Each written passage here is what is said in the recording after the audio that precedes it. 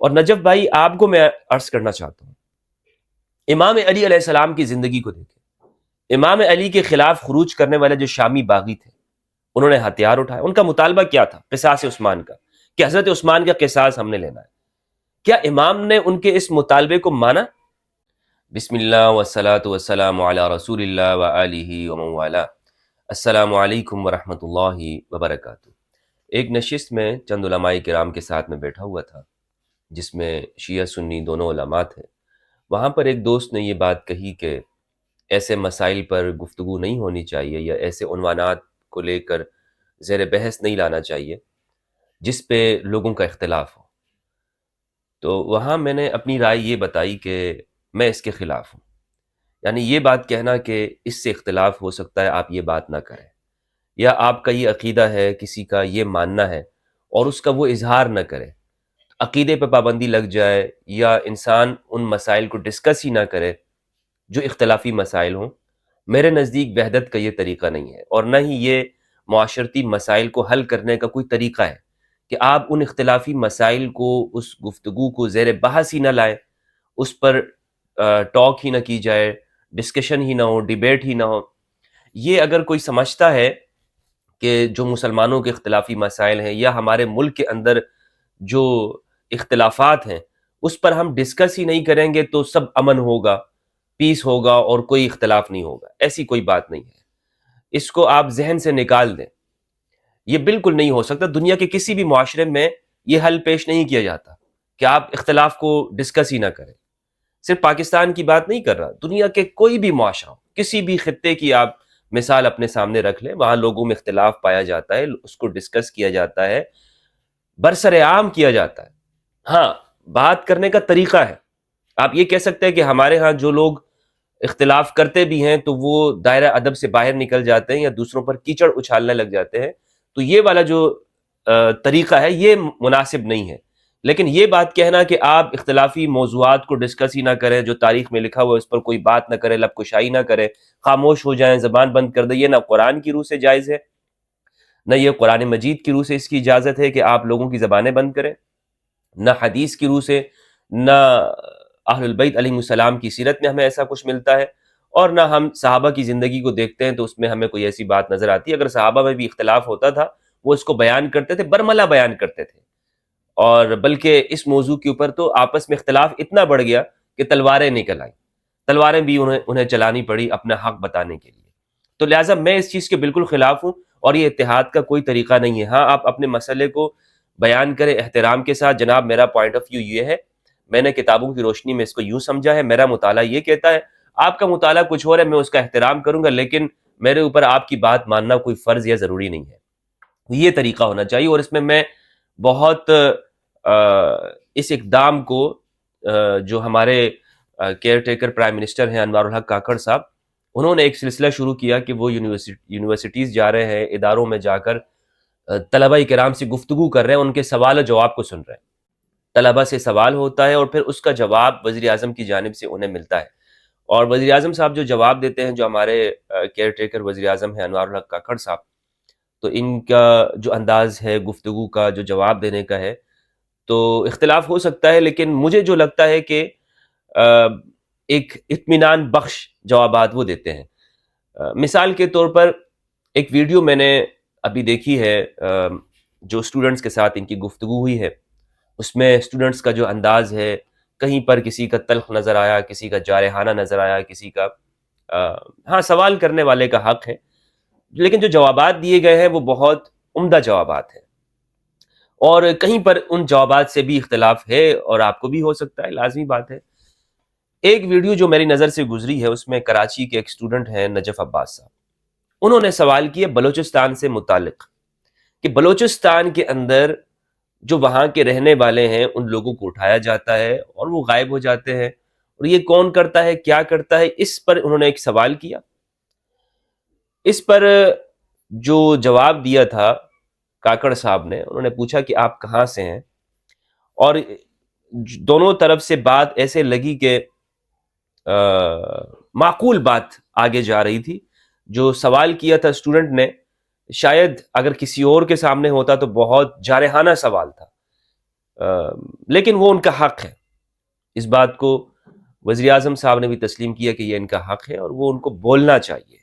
میں اس بات کو اپریشیٹ کرنا چاہتا ہوں کہ یہ جو طرح ڈالی ہے، یہ جو ایک مثال ڈال رہے ہیں ہم، ریاست پاکستان نے اس کی شروعات کیا ہے، ریاست پاکستان نے اس بات کی شروعات کی ہے، آغاز کیا ہے کہ ہم طلبہ کو سوال کرنے کا موقع دیں، ہم عامت الناس کو سمجھیں، ان کے اندر کیا ہے ان کو جاننے کی کوشش کریں۔ یہ بہت عمدہ اقدام ہے، جتنی تعریف کی جائے اس بات کی یہ کم ہے۔ کہ پہلے تو یہ ہے نا کہ لوگوں سے بات ہی نہیں کرنے دی جاتی، لوگوں کو بس آپ نے زبان بند کر کے رکھے، خاموش رہے۔ نہیں، اب ہم نے یہ شروع کیا ہے کہ ہم لوگوں کو بولنے دے رہے ہیں اور ان کو سن رہے ہیں کہ ان کے کیا مسائل ہیں، اور ان کو پھر ایڈریس بھی کیا جائے، ان کو جواب دیا جائے علمی انداز کے اندر۔ تو یہاں پر جو نجف عباس صاحب ہیں، انہوں نے سوال بڑا سخت کیا تھا اور اداروں سے متعلق تھا، اس کا جو جواب دیتے ہوئے کاکڑ صاحب نے ایک بات کہی، انہوں نے کہا کہ یہ جو بلوچستان کے اندر جو شرپسند عناصر ہیں، یہ ایسے لوگ ہیں کہ یہ آپ کو بھی قتل کر دیں گے، یہ ہر ایک بندے کو مار دیتے ہیں، اور یہ بالکل حقیقت بات ہے۔ اور یہاں میں یہ بتاتا چلوں کہ بلوچستان کے جو لوگ ہیں انتہائی محب وطن ہیں، شاید مجھ سے زیادہ محب وطن، اہل بلوچستان، بلوچیوں کو میں جانتا ہوں، میرے دوست احباب ہیں، میرا وقت گزرا ہے ان کے ساتھ۔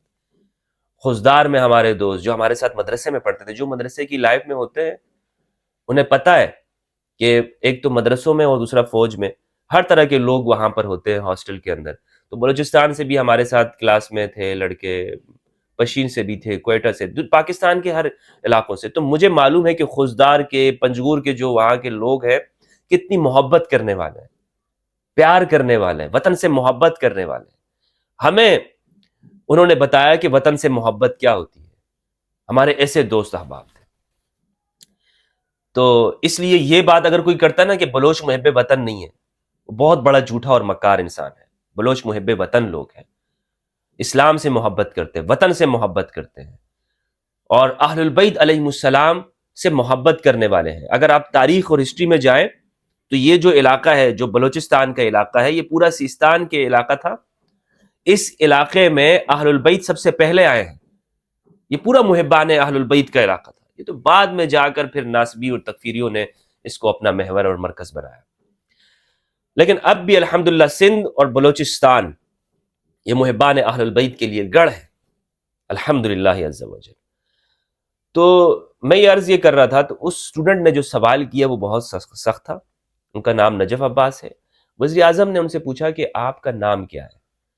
تو انہوں نے جب نام بتایا تو اس پر وزیر اعظم نے ایک جملہ کہا کہ آپ کا نام بھی، یعنی اگر ایسا ہے وہاں پر آپ جائیں گے تو آپ خود جانتے ہیں، بہت ساری باتیں اس میں وزیر اعظم صاحب نے کی نہیں۔ ایک بات یہ میں نجف عباس سے کرنا چاہتا ہوں کہ برادر عزیز، میرے بھائی، دیکھیں ریاست کے خلاف جو بھی مسلح جدوجہد کرتا ہے یہ بات غلط ہے۔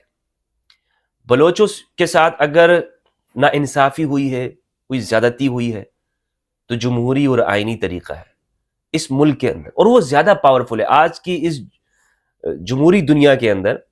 اپنے حقوق کو منوانے کے لیے جو طریقہ ہے وہ جمہوری طریقہ ہے کہ آپ پروٹیسٹ کریں، احتجاج کریں، آپ باہر نکلیں، اگر سب کو مسئلہ ہے تو سب باہر ہے، اس سے کوئی نہیں روکتا۔ لیکن ہتھیار اٹھانا، اور نجف بھائی آپ کو میں عرض کرنا چاہتا ہوں، امام علی علیہ السلام کی زندگی کو دیکھیں، امام علی کے خلاف خروج کرنے والے جو شامی باغی تھے انہوں نے ہتھیار اٹھائے، ان کا مطالبہ کیا تھا؟ قصاص عثمان کا، کہ حضرت عثمان کا قصاص ہم نے لینا ہے۔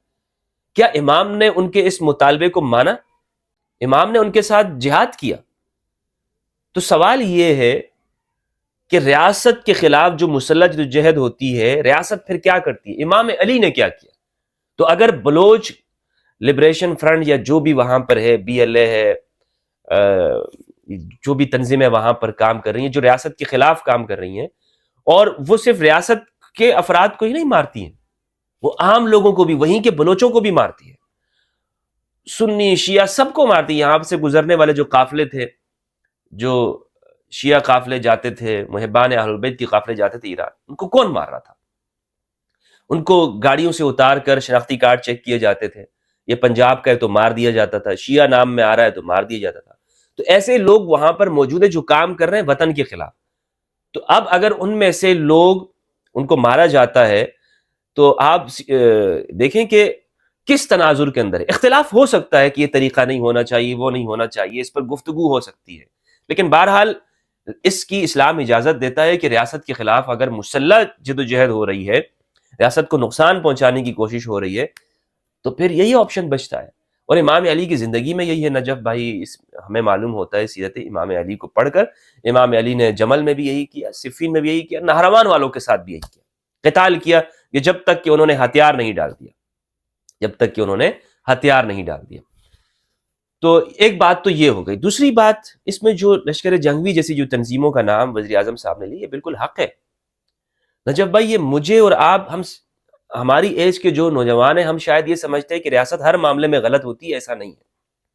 ہمیں ریاست سے شکوے ضرور ہو سکتے ہیں، ریاست سے ہمیں کہ ریاست ہمارے حقوق نہیں دے رہی، خاص طور پر ہمارے وطن عزیز پاکستان کے جو حالات ہیں اس میں ہمیں شکوے شکایتیں ضرور موجود ہیں.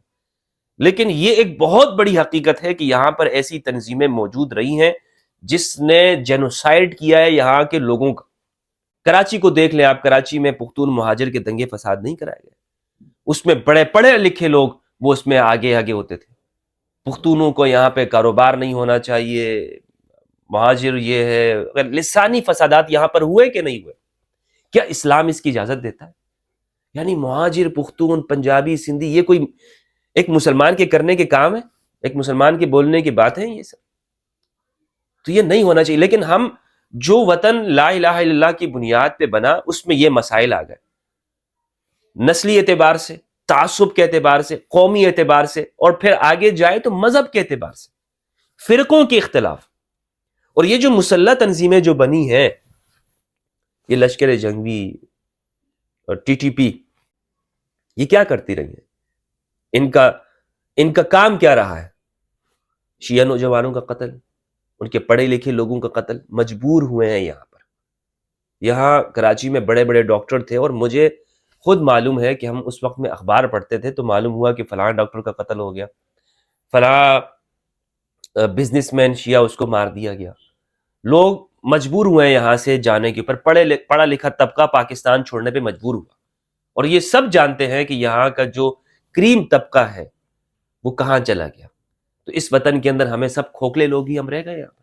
تو کیسے ترقی کریں گے ہم؟ تو جب تک امن نہیں آتا، اور یہ جو تنظیمیں ہیں جو مسلح طریقہ اختیار کیا ہوا ہے، سب سے پہلے ہم سب نے مل کر ان کو کنڈیم کرنا، ان کی مذمت کرنی ہے کہ ہمارا ان سے کوئی تعلق نہیں ہے. نہ صرف یہ کہ تعلق نہیں ہے، بلکہ ہم اپنے اداروں کے ساتھ ہیں کہ جو یہ جو تنظیمیں اس وطن کو نقصان پہنچا رہی ہیں، ہماری پوری حمایت اپنے اداروں کے ساتھ ہے. اگر ہم اپنے اداروں کے ساتھ کھڑے نہیں ہوں گے اس جہاد کے اندر، باقی میں دوبارہ سے آپ کو عرض کرتا چلوں کہ اور چیزوں میں ہم اختلاف کریں، سیاست کریں، بالکل ٹھیک ہے، لیکن یہ جو معاملہ ہے جو بلوچستان کا لے یا یہ جو دہشت گرد خوارج اور تکفیریوں کا ہے، افغانستان میں دیکھ لیں، یہ ہزاروں لوگوں کو مارتے رہے، بلوچستان کے اندر ہزاروں لوگوں کا قتل عام کرتے رہے، وہاں پارا چنار میں مار رہے ہیں، وہاں سے یہ بارڈر پار کر کے افغانستان سے آ کر یہ لوگ یہاں پر اسلام نافذ کرنا چاہتے ہیں. اور اسلام کون سا اسلام؟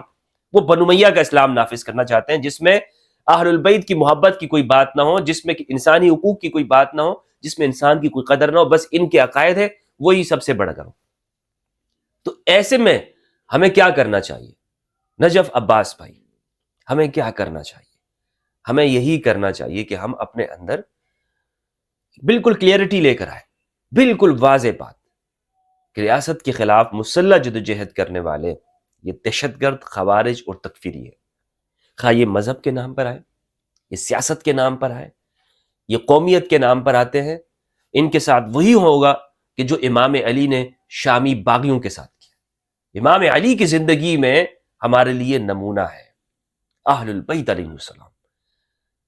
تو یہ میرا وہ پیغام تھا اس حوالے سے، اس ویڈیو کے حوالے سے، جو میں نے سمجھا کہ ایک مذہبی نقطہ نگاہ سے وزیر اعظم نے جو گفتگو کی اس پر، اور جو اسٹوڈنٹ کا سوال تھا میرے بھائی نجف عباس کا، اس پر میں اپنی رائے ظاہر کر دوں کہ اسلام اس حوالے سے کیا کہتا ہے. اور سیرت امیر المؤمنین علی بن ابی طالب علیہ السلام اس حوالے سے کیا کہتی ہے۔